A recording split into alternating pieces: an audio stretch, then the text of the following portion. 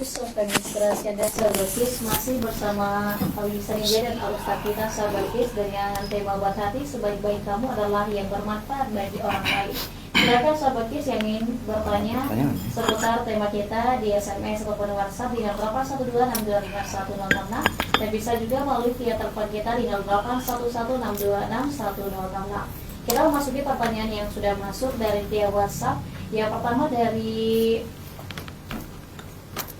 Bang Ramli, Sahabat Kis, Assalamualaikum warahmatullahi wabarakatuh. Waalaikumsalam warahmatullahi wabarakatuh. Pertanyaannya, Ustaz, apabila matinya anak Adam putus segala amalnya kecuali 3, yaitu yang salah satu ilmu yang bermanfaat. Ilmu ini apakah ilmu dunia atau ilmu akhirat, Ustaz? Terima kasih. Wassalamualaikum warahmatullahi wabarakatuh. Silakan Ustaz, mungkin bisa dijawab. Ya, terima kasih Alisa ya. Iya, Ustaz. Wa iza mata ibnu Adam, kan? Jamata ibnu Adam. In qata'a amaluhu illa min salas. Shadaqatun jariyah, aw ilmu yantafa'u bi, awalan salih yad'u lahu. Rawahu Bukhari Muslim ya. Baik, hamba Allah. Bang Ramli. Oh, Bang Ramli ya, Bang Ramli, maaf ya, Bang Ramli. Dan kita semua Sahabat Kis ya, apabila meninggal ya, atau wafat atau mati anak Adam itu, maka terputus segala amal kecuali 3 perkara. Pertama, sedekah jariah ya. Nah, kalau dia pernah ya berwakaf ke masjid, kemudian ada ilmu yang diajarkan, dan ada anaknya, anak soleh yang selalu mendoakan. Tentu yang pertama sedekah jariah ya, yang senantiasa terus menerus mengalir ya, seperti air yang mengalir di pegunungan ya. Kemudian ilmu yang bermanfaat, apakah ilmu tentang akhirat saja? Tentu tidak ya. Nah, karena ilmu itu juga ada ilmu mengemudikan mobil, dan karena dia pandai mengemudikan mobil, maka dia mencari nafkah melalui itu mobil, dan hasil pencahariannya dia sumbangkan ke masjid. Jadi dalam arti luas ya, tidak dalam arti sempit. Seorang petani mengajari anaknya menanam padi ya. Ya, kalau menurut pendapat saya bukan hanya ilmu tentang sholat saja ya. Malah seorang ibu mengajari anaknya, putrinya untuk menjahit baju. Baju kan gunanya menutup aurat. Benar. Itu dia ya. Nah, demikian dari saya. Mudah-mudahan bisa ditambahkan. Baik, Ustaz, mungkin bisa ditambahin dengan Ustaz Martua dari Noda. Silakan Ustaz. Kepada Bang Ranli di sana ya. Pertanyaannya, apabila mati anak Adam maka putus segala amal kecuali 3. Maka pertanyaannya, salah satu ilmu yang bermanfaat, yang tidak terputus adalah salah satu ilmu yang bermanfaat. Pertanyaannya, ilmu apakah yang dimaksud? Apakah ilmu dunia atau ilmu akhirat yang bermanfaat, yang tidak terputus amalnya? Maka ilmu yang dimaksud di situ adalah tentunya baik itu ilmu dunia maupun ilmu akhirat, yang semuanya itu bermanfaat bagi manusia, maka itu adalah termasuk sebagai amal yang tidak terputus ya, baik itu ilmu agama maupun ilmu dunia, misalnya ilmu dalam matematika, ilmu fisika, ilmu biologi, bahasa Inggris ya. Ilmu bahasa Inggris, bahasa Arab, ilmu bangunan, ilmu otomotif. Maka semua bentuk ilmu, baik itu ilmu yang bersifat di dunia maupun ilmu yang bersifat akhirat, itu seperti ilmu agama, maka semuanya adalah selama dia bermanfaat bagi manusia dalam kebaikan dan beramal soleh, selama ilmu itu bukanlah ilmu yang melanggar aturan Allah dan Rasulnya, maka dia akan tergolong sebagai amal jariah yang tidak akan pernah terputus. Dan mudah-mudahan ilmu yang bermanfaat itulah nanti yang tergolong sebagai amal yang akan menjadi penerang dan mendapatkan pahala di hari akhirat. Demikian yang bisa ditambahkan. Mungkin bisa ditambah oleh Ustaz. Mungkin Ustaz bisa Ya, terima kasih. Pertanyaan ini sesuai dengan tema kita ya pada malam hari ini. Karena manusia itu meninggal dunia meninggalkan jasa, meninggalkan nama baik. Maka seiring dengan doa yang terakhir dari takbir yang terakhir, Allahumma la taftimna ba'dahu, janganlah wafatnya hamba Allah ini fitnah baginya. Ini adalah menandakan bahwa orang-orang yang telah dipanggil Allah dalam keadaan iman itu berarti dia sudah beramal soleh, sudah meninggalkan nama baik di dalam dunia ini. Salah satunya adalah ilmu yang bermanfaat tadi. Ilmu yang bermanfaat ini dan ilmu itu bagaikan pisau. Apabila digunakan dengan kebaikan, maka dia pasti akan menjadi baik. Dan apabila ilmu itu digunakan untuk keburukan, maka itu jadi pertanggungjawaban orang itu di hadapan Allah Subhanahu wa taala. Maka dari itu, kullukum ra'in wa kullukum mas'ulun an ra'iyatih. Setiap diri kalian itu pemimpin dan akan diminta nanti pertanggungjawaban atas kepemimpinannya, termasuk orang-orang yang memsedekahkan diri, waktu dan jiwa dan raganya untuk manfaat nantinya di hadapan Allah. Dan inilah yang kita inginkan setelah kita diwafatkan oleh Allah Subhanahu wa taala. Terima kasih. Iya. Pertanyaan yang berikutnya dari Bu Ainun di Rokan Hulu Riau mau bertanya, bagaimana sebetulnya yang dikatakan ikhlas itu, dan apa itu istiqomah, dan apa pula itu bertawakal? Mohon penjelasannya Ustaz. Wassalamualaikum warahmatullahi wabarakatuh. Mungkin Ustaz Martua silahkan dulu. Ya. Pertanyaan dari Bu Nur Ainun di ujung Batu Rokan ya. Pertanyaannya tadi adalah Ikhlas ya. iya, Ikhlas, tawakal, ikhlas, istiqomah. ikhlas, tawakal dan istiqomah ya. Sebetulnya yang dikatakan ikhlas itu adalah di dalam Islam yaitu memurnikan ketaatan, yaitu memurnikan ketaatan, bahwa segala seluruh amal perbuatan, ya setiap perbuatan itu disebut dengan amal ya. Nah, amal itu selama dia diniatkan lillahi ta'ala, maka itu adalah perbuatan yang ikhlas. Kemudian di minggu sebelumnya juga sudah kita jelaskan bahwa yang dimaksud dengan amalan yang ikhlas itu, amalan yang baik itu syaratnya ada dua, sesuai dengan surah Al-Mulk ayat 2, yaitu niatnya ikhlas dan caranya benar. Jadi kepada Bu Nur Ainun di UBR, tidak cukup kalau kita beramal itu hanya dengan niat yang ikhlas, tetapi seberapa besar pun niat yang ikhlas itu, kalau dia caranya salah, maka dia tidak terkategori sebagai amal yang baik di hadapan Allah. Jadi harus ditambahi pula, selain dia niatnya ikhlas, juga dia harus caranya dengan benar. Apa yang dimaksud dengan benar? Yaitu sesuai dengan tuntunan Allah dan larangannya. Begitu juga sesuai dengan petunjuk Rasulullah, begitu juga larangan daripada Rasulullah SAW. Itu yang dimaksud dengan ikhlas. Tidak mengharap berbuat amal itu, bukan mengharap ridho manusia, tetapi mengharap ridho Allah. Kenapa harus mengharap ridho Allah? Karena memang hanya Allah yang bisa memberikan pahala. Kalau Ustadz Romi berbuat amal soleh misalnya karena Ustadz Arkan, Ustadz Arkan di akhirat nanti nggak bisa memberikan pahala. Nanti di akhirat kata Allah, mintalah pahala ke Ustadz Arkan. Tentu Ustadz Arkan nggak bisa memberikan pahala. Maka itulah kenapa kita harus beramal berdasarkan lillahi ta'ala. Begitu ya. Untuk menjelaskan apa itu istiqomah dan tawakal, bisa ditambahi oleh Al-Mukarram Ustadz Arkan. Ya, terima kasih Ustadz Maratua, Ustadz Romi, dan Mbak Elisa, sahabat KIS dimanapun Anda berada.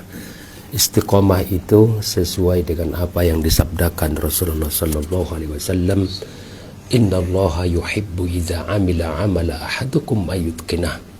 Sesungguhnya Allah akan memberikan keridhaan dan keberkahan kepada amal seorang hamba itu apabila dia melakukan sesuatu itu itqon, sungguh-sungguh dan istiqomah.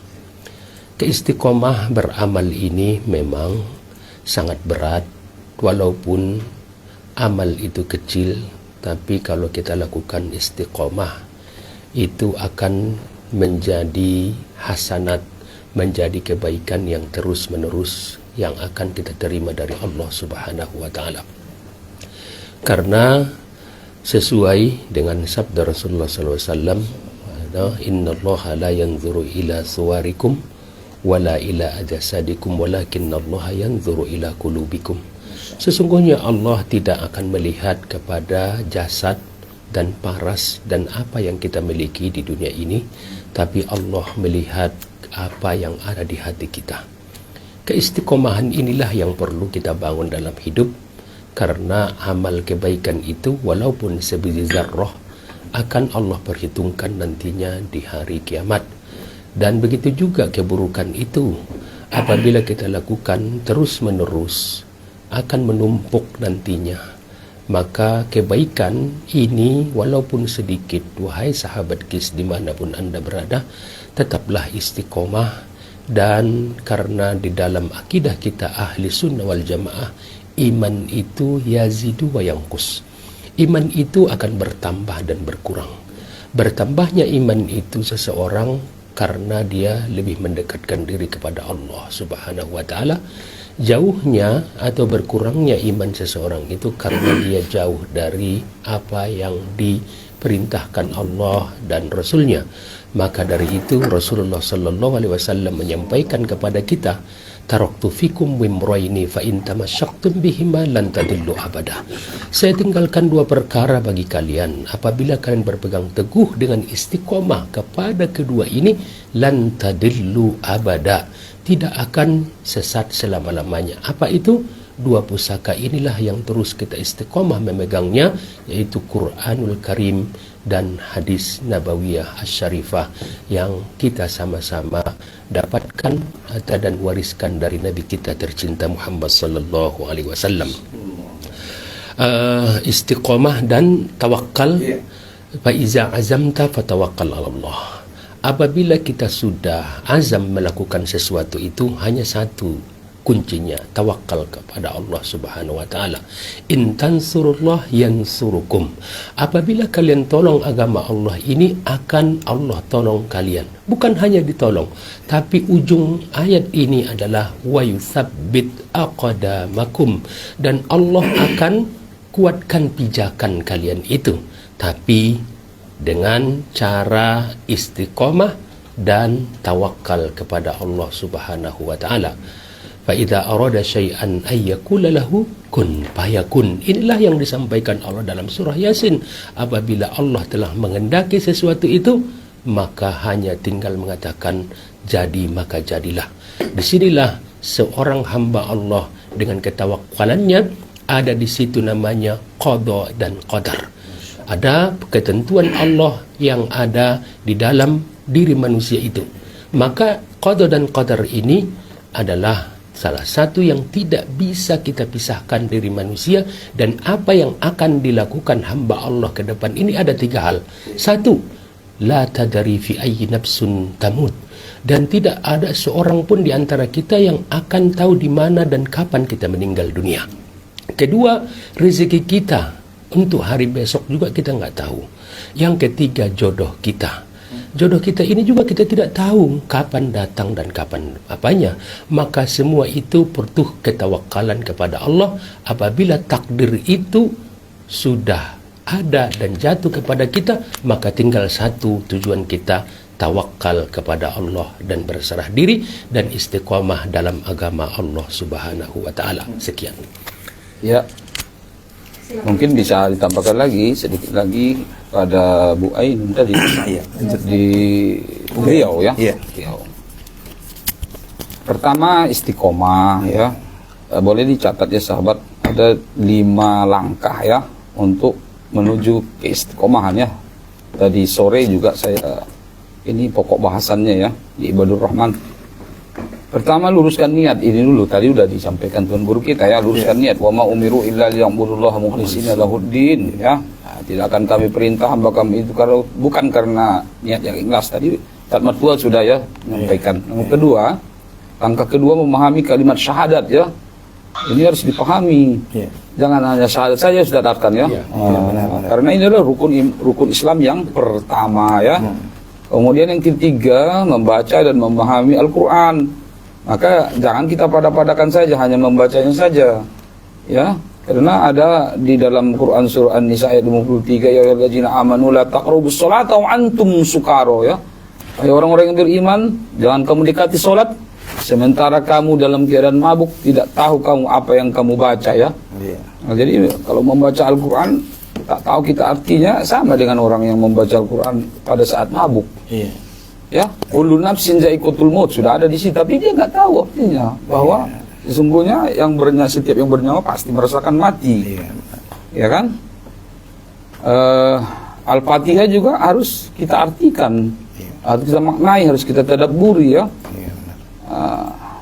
Kemudian yang keempat, berkumpul dan bergaulah dengan orang-orang soleh, ya.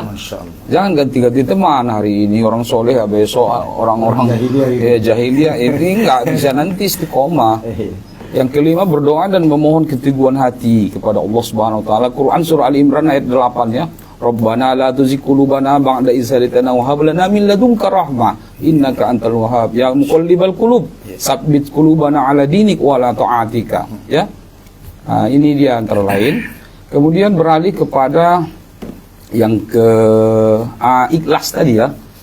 Seorang santri, Ustaz Arkan, seorang santri dari Imam Al-Ghazali pernah bertanya kepada sang imam, wahai imam, wahai syekh, apakah saya sudah termasuk orang yang ikhlas? Apa kata syekh? Kamu sudah mendirikan sholat tahajud. Wah, karena sholat tahajud itu nggak ada orang melihat. Apalagi kita sendiri, istri kita tidak melihat, anak kita juga, kita sendiri dengan Allah, kecuali di pesantren. Kalau seperti pesantrennya Ustaz Arkan barangkali rame-rame dia, ya kan. Tapi sholat tahajud ini standarisasi ibadah yang ikhlas. Ustaz mertua pada saat sholat tahajud, istri barangkali tidur, ya, anak tidur, tetangga apalagi. Jadi kita sendiri dengan Allah Subhanahu wa taala. Apalagi tadi tawakal, ya. Ya, tawakal ini adalah cabang daripada rukun iman yang keenam, ya. Percaya kepada takdir baik dan buruk. Nah, kemudian kita harus berikhtiar dulu, ya. Alisa, ya. Setelah berikhtiar barulah tawakaltu Allah. Seorang sahabat yang masuk ke masjid ketika itu dihampiri oleh baginda Rasulullah SAW. Udah di mana ontamu? Ya, saya parkirkan di depan. Udah kau ikat? Oh, belum. Belum saya ikat. Nggak bisa begitu, harus kau ikat dulu ontamu. Baru kamu tawakal kepada Allah Subhanahu wa taala. Sama seperti kalau di kita ini kan nggak ada onta, ya. Yang ada sepeda motor. Onta modern, ya. Beat, ada vario, ya. Jadi jangan kita parkir, tapi harus kita kunci. Stangnya kita kunci, baru kita tawakal. Bismillah, tawakkaltu Allah, la haula wala quwata illa billah, begitu, ya. Demikian saya, terima kasih banyak Bu Ainun dari Riau, ya, yang sudah berpadu pada malam hari ini. Mudah-mudahan bermanfaat. Baiklah, Ustaz, kita jeda sebentar dulu. Jangan kemana-mana, sahabat KIS, kalau terus di 106,6 Kisah Pagi Inspirasi ada. Luar biasa.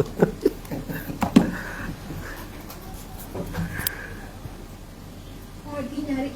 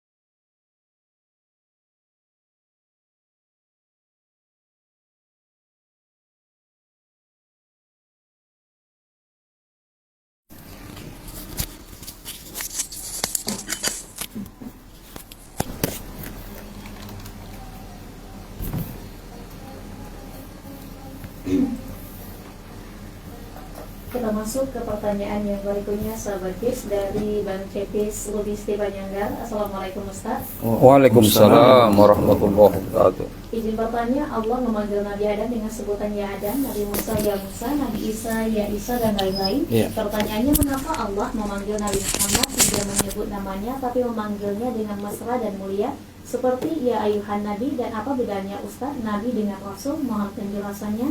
Wassalamualaikum warahmatullahi wabarakatuh. Waalaikumsalam warahmatullahi wabarakatuh. Saya dulu nih ya Pak Ustadz ya. Ya. Silakan, menjawab pertanyaan Bang Cepis di Panyanggar ya. Kalau nabi-nabi lain seperti Nabi Musa, Nabi Isa dipanggil oleh Allah dalam Quran dengan ya Musa, ya Isa. Tetapi tidak dengan Nabi Muhammad SAW dipanggil dengan ya ayyuhan Nabi. Maka ini adalah salah satu dari bentuk menunjukkan bahwa panggilan itu adalah pemuliaan yang sangat luar biasa kepada Nabi Muhammad SAW. Dan kita tahu bahwa di tiang-tiang di surganya Allah Subhanahu Wa Taala di langit sana ada bersanding nama Nabi Muhammad SAW dengan nama Lafzun Zalalah, itu nama Allah Subhanahu Wa Taala. Para ulama kita mengatakan bahwa kalau ada nama makhluk yang disandingkan dengan nama Sang Khalik, maka pastilah makhluk itu adalah makhluk yang mulia, yang bukan makhluk sembarangan. Nah, salah satu nama yang disandingkan dengan Lafzun Zalalah, kalimat Allah, adalah nama Nabi kita, itu nama Nabi Muhammad SAW dengan kalimat syahadat yang kita biasa bacakan, La ilaha illallah Muhammadar Rasulullah. Dan inilah juga yang dilihat oleh Nabi Adam alaihissalam waktu Nabi Adam alaihissalam berada di surga. Nabi Adam melihat ada bersanding nama makhluk yang sangat luar biasa. Nama makhluk itu disandingkan dengan nama Allah, itulah la ilaha illallah Muhammadur Rasulullah. Nah, oleh karena itu begitulah luar biasanya bentuk daripada pemuliaan yang diberikan oleh Allah kepada Nabi Muhammad SAW. Kemudian juga waktu peristiwa Isra wal Mi'raj itu, waktu Nabi Muhammad SAW berada di Masjidil Aqsa, dan di mana semua para nabi dan rasul berkumpul di sana, hadir di dalam Masjidil Aqsa, maka yang diangkat menjadi imam atau pemimpinnya untuk sholat adalah Nabi Muhammad SAW. Itulah kenapa para ustaz kita sering kalau mereka membuka mukadimah mengucapkan salawat dan salam kepada Nabi kita Sayyidul Anbiya wal Mursalin, pemimpin para nabi dan rasul, itulah Nabi Muhammad SAW.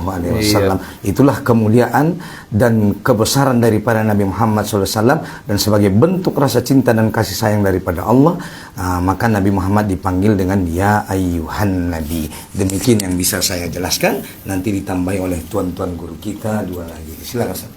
Ya. Terima kasih Ustadz Romi, Ustadz Maratua, Mbak Lisa, sahabat KIS ya dimanapun Anda berada, menambah apa yang telah disampaikan Tuan Guru kita, yaitu Ustadz Maratua, tentang kemuliaan panggilan kepada Nabi kita Muhammad SAW. Yang pertama ingin kita sampaikan di sini antara perbedaan Nabi dan Rasul.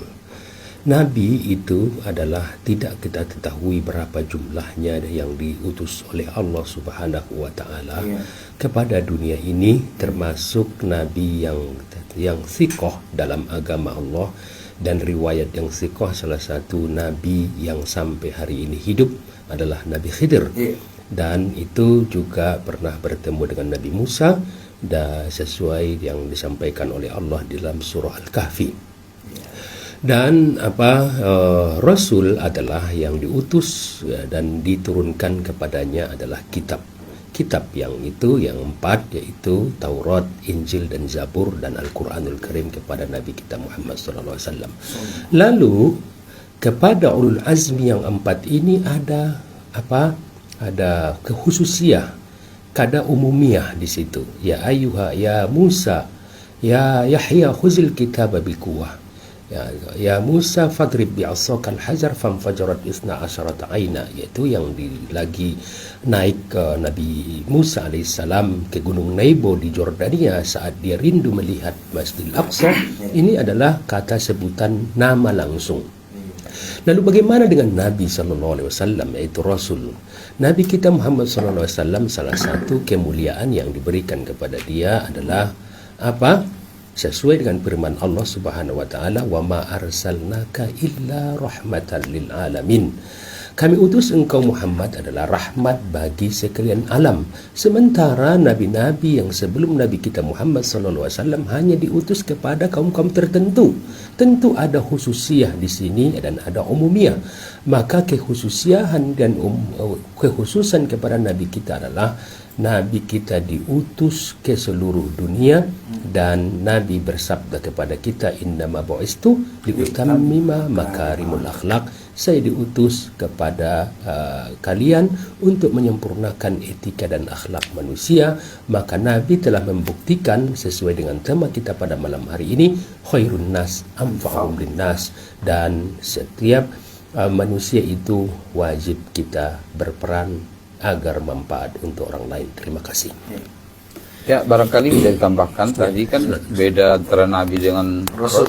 Kalau Nabi itu kan wahyunya untuk dia ya, untuk dia sendiri, untuk dirinya sendiri dan keluarganya. Kemudian kalau Rasul itu untuk umatnya ya. Nah, itu yang signifikan ya, bedanya itu ya. Demikian. Oh, baiklah Ustaz, mungkin ini pertanyaan yang terakhir dari hamba Allah dari Palopat Maria bersama sahabat Ahmad Sodikin. Izin bertanya Ustaz, bagaimana Pak Ustaz Allah Subhanahu wa Ta'ala telah mengunci mati hati pendengaran dan penglihatan mereka ditutup dan mereka disiksa berat dalam Al-Baqarah ayat ke-7. Makna dari Allah mengunci matinya bagaimana Ustaz? Tolong dijelaskan. Dan dari ayat tersebut tolong dijelaskan juga Ustaz. Ini ada sebuah sabda Rasulullah di mana artinya, sesungguhnya orang mukmin itu apabila berbuat suatu dosa, maka hal itu merupakan noktah hitam pada hatinya. Tetapi jika dia bertobat dan kapok serta menyesali, maka tersapulah hatinya atau menjadi bersih kembali. Tetapi apabila dosanya bertambah, maka bertambah pula noktah hitam itu hingga lama-kelamaan menutupi hatinya. Yang demikian itulah yang dimaksud dengan istilah ar-ran dalam firman-Nya. Sekali-kali tidak demikian, sebenarnya apa yang selalu mereka usahakan itu menutupi mereka. Itu bagaimana Ustaz? Iya. Pertanyaan tadi tentang khatamallahu ala qulubihim wa ala sam'ihim wa ala absarihim ya. Ya, betul. Bagaimana yang dimaksud dengan Allah mengunci mati hati itu ya? Ada di sini lampirannya.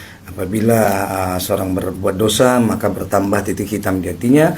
Apabila dia bertobat, memohon ampun, maka hilanglah noktah hitam itu. Yang dimaksud dengan di sini adalah khatamallahu ala qulubihim.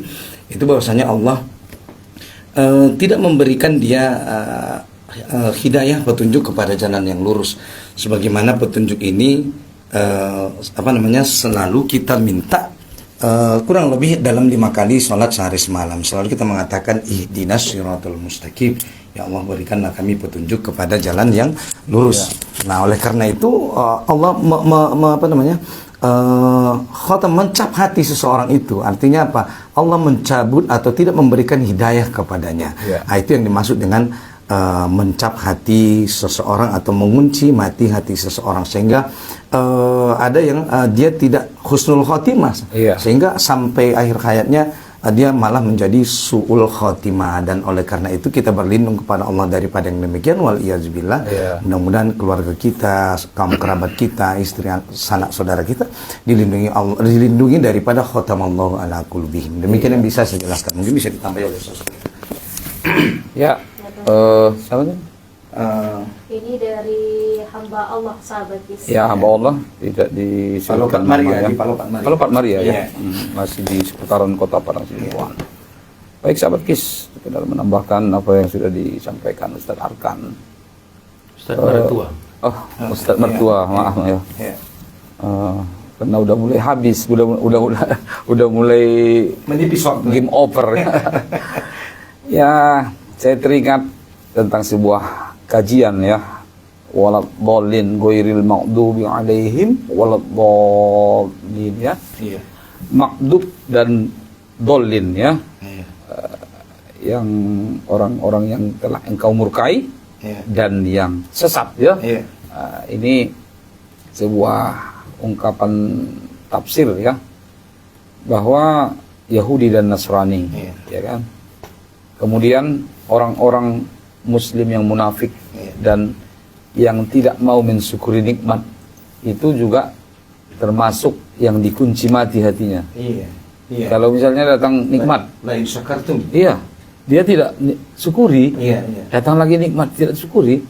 Makanya la in syakartum la azidannakum wa la in kafartum inna azabi lasyadid.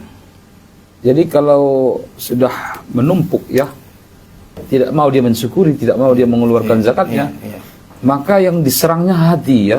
Makanya khatamallahu ala qulubihim. Jadi hati-hati kita ya, sahabat ya. Apapun nanti adanya nikmat yang datang, nikmat kesehatan utamanya, sehatnya dia tapi tak mau dia beribadah. Matanya cas tapi dia tak mau dia membaca Quran. Mentadabburi Al-Quran, mentadabburi ayat-ayat Allah di alam ini ya kan. Ya, jadi ini hati-hati nanti jadi khatamallahu ala qulubihim. Ya. Tidak hanya keluar dari tauhid saja. Orang muslim sendiri kalau ya wa in ta'uddu ni'matallahi la tuhsuha innal insana lazalumun kafar ya. Sesungguhnya insan itu atau manusia itu sangat banyak yang kufur nikmat ya. Jadi makanya kita selalu bersyukuri ya. Makanya kalau seseorang berpidato ya, puji syukur sama-sama kita panjatkan kehadirat Allah Subhanahu wa taala itu jangan lupa ya. Alhamdulillah. Selesai bersantap siang alhamdulillah. Selesai mendapat nikmat, dapat salary atau gaji dari kantor atau dari bank misalnya kan. Alhamdulillah itu dulu. Jadi bagian mungkin bisa diperdalam lagi Ustaz Arkan ya. Sambil closing. Iya, Ustaz. Oke, silakan Ustaz Arkan. Ya, terima kasih untuk menambah apa yang disampaikan Tuan Guru kita, Ustadz Maratua dan Ustadz Romi. Saya ingin mengomentari yang tadi ya, Nuqtatus Sauda tadi itu adalah apa, titik hitam dalam hati.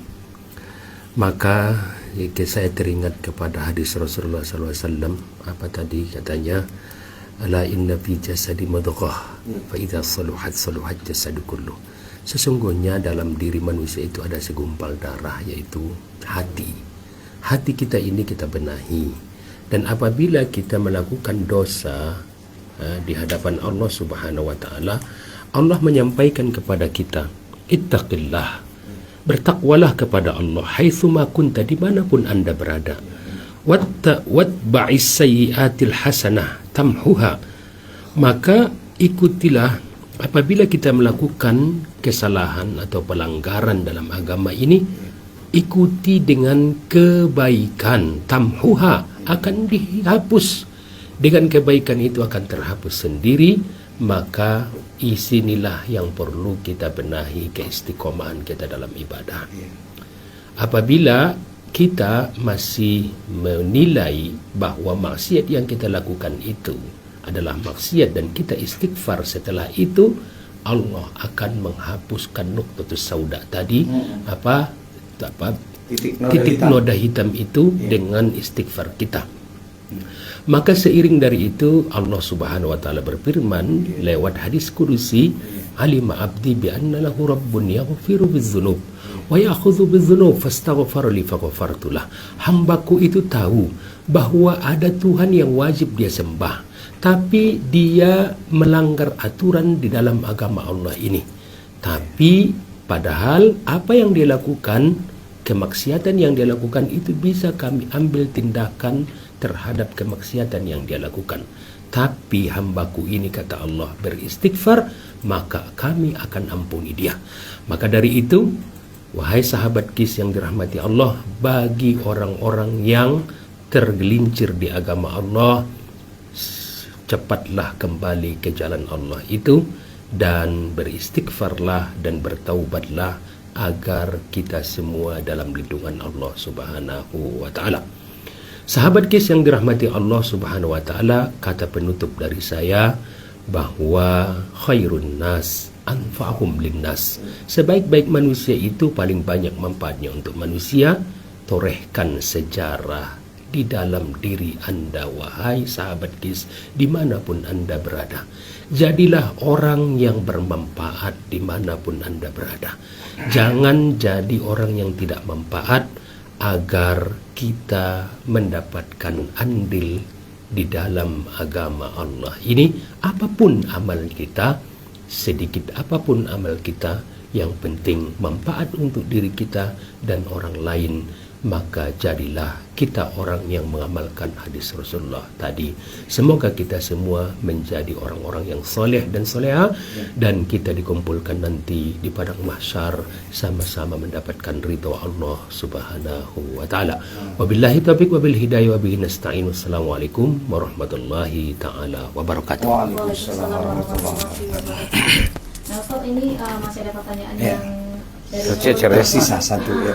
Tercecer satu lagi ya. Mengapa dalam Islam larangan riba sangat ditegaskan, padahal dalam sistem ekonomi modern banyak praktik yang sering dipisahkan dari riba. Bagaimana seseorang muslim bisa menjalankan bisnis atau investasi tanpa terjebak dalam sistem ribawi? Nah, sekalian juga Ustaz untuk closing tema abad hati kita hari ini. Iya. Silakan, Ustaz. Jadi untuk Nurul dari Padang Bolak ya, pertanyaan tentang dalam sistem ekonomi modern banyak praktik yang sudah dipisahkan dari riba. Bagaimana seorang muslim bisa menjalankan bisnis atau investasi tanpa terjebak dalam sistem ribawi, dan mengapa dalam Islam larangan riba sangat ditegaskan? Karena memang dalam Islam sangat jelas ayatnya, ya ayyuhalladzina amanu taqullaha wa daru ma baqiya minar riba in kuntum mu'minin fa illam taf'alu fa'adhanu biharbi minallahi wa rasulih. Quran surah Al-Baqarah 278 279, yang artinya wahai orang-orang beriman, bertakwalah kepada Allah dan tinggalkanlah sisa riba yang belum dipungut jika kamu orang-orang mukmin.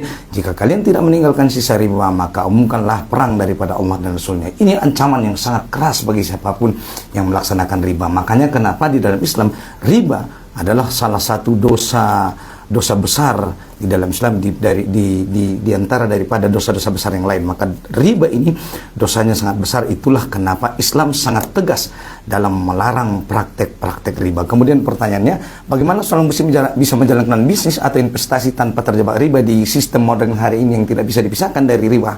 Hampir tidak bisa dipisahkan. Maka jawabannya Islam punya solusi. Di antaranya adalah dalam sistem ekonomi Islam ada yang namanya bagi hasil. Iya. Nah, ada namanya bagi hasil atau murabahah atau juga apa namanya? Iya, saling mudharabah. Iya. Join usaha.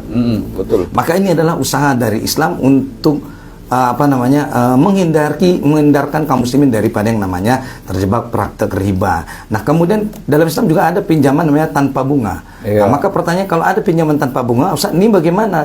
Berarti yang pinjaman dapat apa? Maka kelak di hari akhirat dia akan mendapatkan pahala daripada Allah Subhanahu wa taala. Memang secara dunia ini nggak dapat apa-apa, tetapi mendapatkan pahala dan balasan daripada Allah Subhanahu wa taala. Begitu yang saya bisa tambahkan untuk menjawab ini. Dan closing statement dari saya nanti mungkin bisa ditambahkan oleh Ustaz Romi adalah bahwasanya khairun nas, sebagaimana tadi kata Ustaz Arkan, anfa'uhum linnas. Dengan begitu insyaallah, dengan sebaik-baik manusia adalah yang paling bermanfaat bagi orang lain, maka manfaat di sini adalah sesuai dengan apa yang diperintah Allah dan dilarangnya. Mudah-mudahan dengan begitu kita akan insyaallah berkah kehidupan kita, selamat dari dunia sampai ke akhirat. Demikian Ustaz yang saya sampaikan. Ya, demikian Ustaz Arkan dan Ustaz Matua ya. Terkait riba, suburkanlah sedekah ya.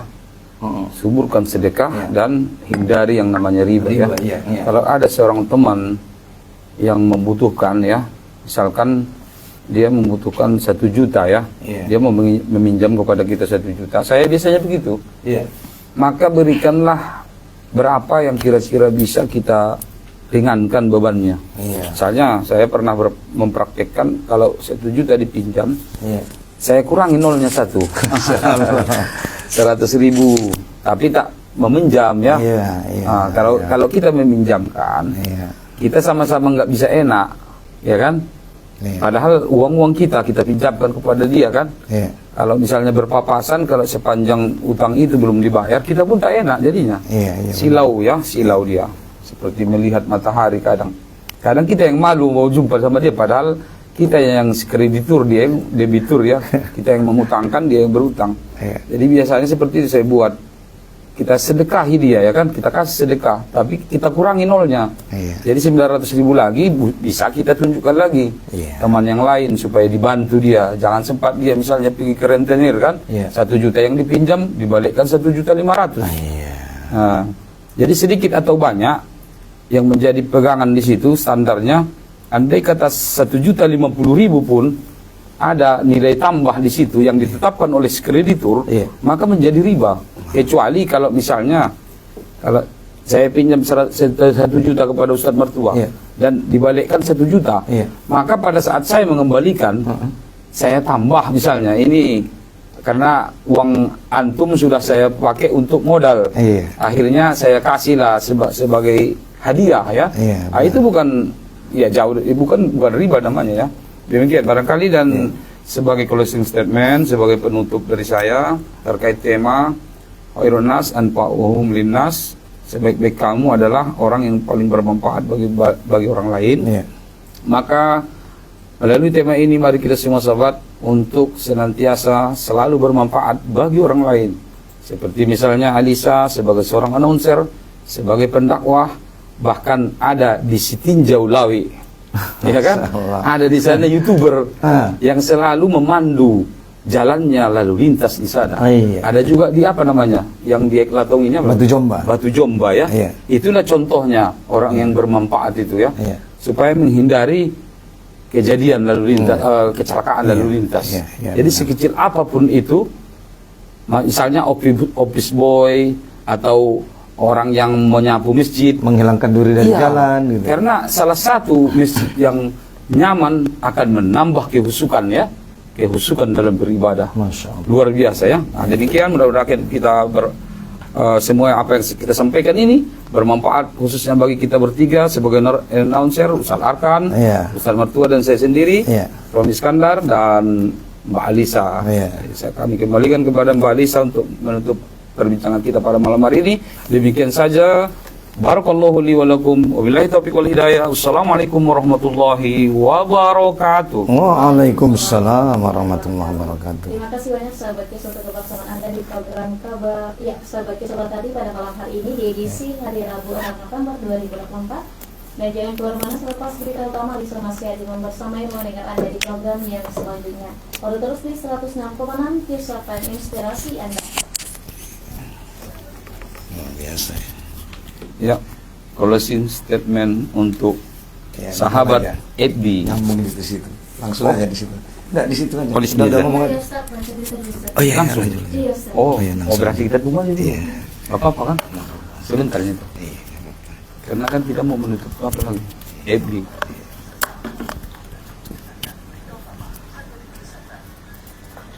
Assalamualaikum sahabat KIS, berita utama pukul 22 waktu Indonesia Barat bersama saya Lisa India. Dikabarkan kebakaran terjadi di pasar tradisional Sri Berantas yang berlokasi di Banjarbatan, Duren, Desa Cepaka, Kecamatan.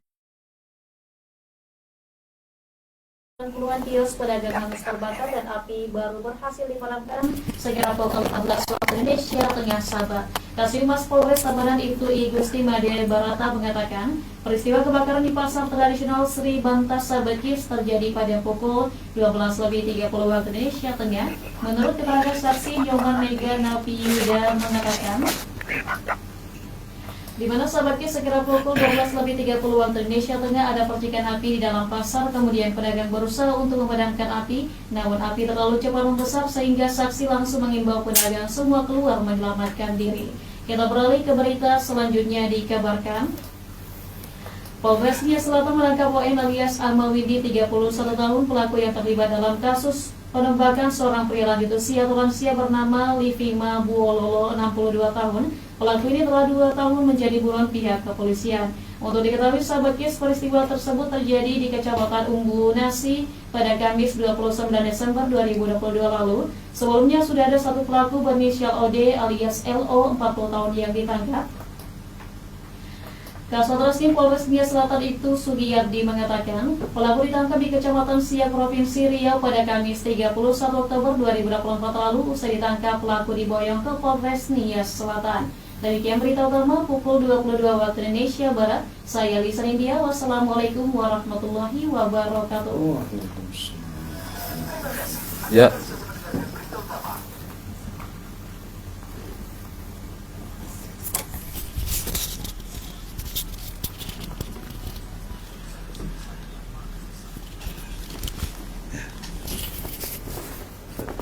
Ya, demikian sahabat Ebi ya, akunnya Ustaz Mertua. Iya.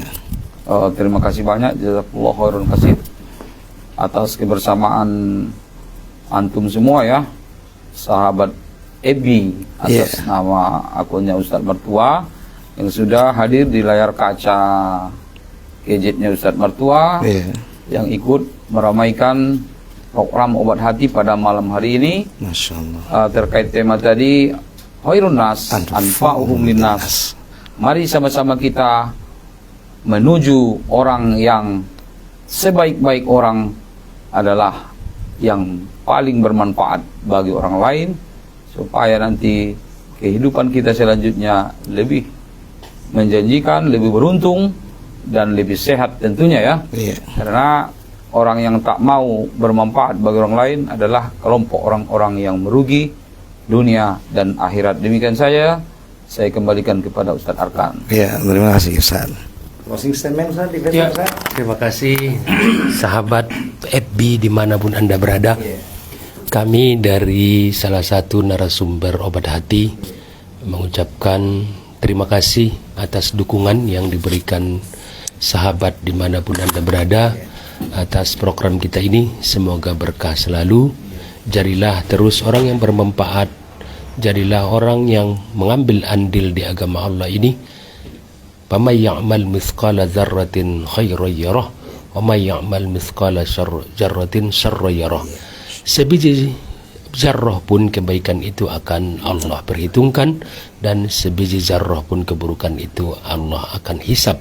Maka agar kita dihisab nanti dan buku kita diberikan kepada kita dari arah kanan, maka berlaku baiklah kita dan manfaatlah kehidupan kita baik di dunia dan juga setelah kita meninggal dunia akan bertambah amal kita. Semangat dan salam sukses, salam kompak dan salam berkah. Assalamualaikum warahmatullahi wabarakatuh. Waalaikumsalam warahmatullahi wabarakatuh. Jazakallah khair Ustaz. Terakhir penutup dari kami, closing statement adalah jazakallah khairan katsiran ahsanul jaza kepada semua narasumber ustaz kita, kemudian juga pada para penanya. Barakallahu fikum. Mudah-mudahan kita bisa bertemu kembali di udara insyaallah di kesempatan minggu berikutnya dengan tema yang berbeda tentunya. Demikian, semoga kita semua selalu dalam lindungan Allah Subhanahu wa taala. Wabillahi taufiq wal hidayah. Assalamualaikum warahmatullahi wabarakatuh. Dadah.